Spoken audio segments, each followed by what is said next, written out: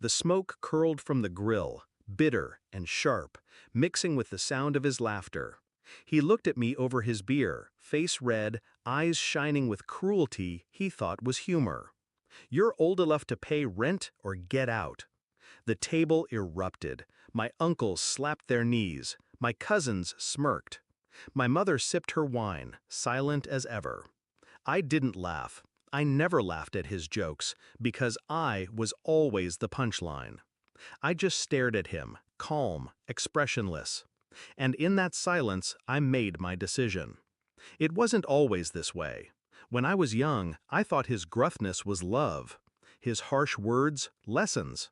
His silence, strength. I wanted his approval more than I wanted air. I worked, I studied, I took on shifts after school, and every paycheck I slid across the counter at home. For groceries, I'd say. For the bills. He never thanked me. He never even looked at me. Instead, he drank, he laughed, he told the world that he built this house brick by brick, never mentioning that the electric stayed on because of me, that the mortgage stayed afloat because of me. Year after year, I carried the weight he claimed as his own. Until the barbecue. Until that line. Pay rent or get out. He thought it was a joke, but I don't joke. The next morning, before the sun rose, I packed. Quiet, efficient. Everything I needed fit into 2 suitcases. At breakfast, I left the keys to the house on the counter. I didn't slam the door, I didn't make a scene. By noon, I was unlocking the front door of my new home. Mine. Paid for in full with the savings he never knew I had. While he mocked, I had been planning. While he drank, I had been building. By evening, I was standing in their living room again, this time not as their dependent child, but as their creditor. He was in his recliner, beer balanced on his belly. The TV hummed. She was at the table, flipping through mail. Bills. Stacked high, unopened, waiting for me. They didn't look up until I spoke. "I moved out today." He chuckled. "What, finally grew a backbone?" I set the folder on the table. Their utility accounts. Their mortgage balance. Every bill I had been paying for the past 6 years, in my name. "I'll be stopping all payments," I said. My voice was steady, cold. "Starting now." Their faces drained of color. You see, it wasn't just rent, it wasn't just groceries.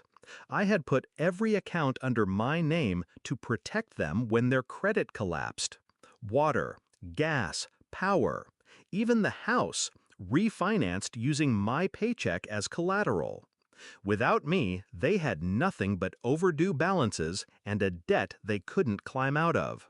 For years, they had mocked me while I shielded them. Now, with one decision, I stripped it all away. The silence that followed was heavy. My father's jaw tightened, but he said nothing. My mother's hands trembled as she shuffled the papers, realizing what they meant. "You can't just," she started. "I can," and I did. I leaned down, close enough for him to smell the freedom on my breath. "You wanted me to pay rent or get out. I paid. I got out. And now you can figure out how to keep the lights on without me." That night, I slept in my own house.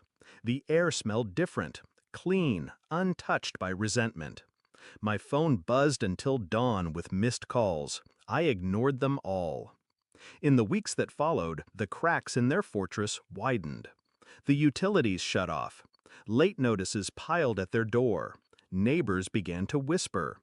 The same man who mocked me as weak was now begging for extensions, red-faced at the bank, humiliated at the corner store when his card was declined. I didn't need to see it to know. Word traveled fast. Do you know what revenge tastes like? It's not fire. It's not rage. It's silence. It's the power of walking away, leaving them to choke on the weight they once forced you to carry. Months later, I drove past the old house. The grass was knee-high. curtains drawn, a foreclosure notice taped to the door. He sat on the porch, thinner now, a cigarette burning low between his fingers. He looked smaller, weaker, he looked breakable. For the first time in my life, I didn't want his approval. I didn't want his love. I wanted nothing. And nothing is the sharpest blade of all. At that barbecue, he thought he was cutting me down. Instead, he freed me. He thought his laughter was the last word. But the silence I left behind, that was the final blow. Because when I walked out, I didn't just leave the house. I left them powerless. And they'll never recover.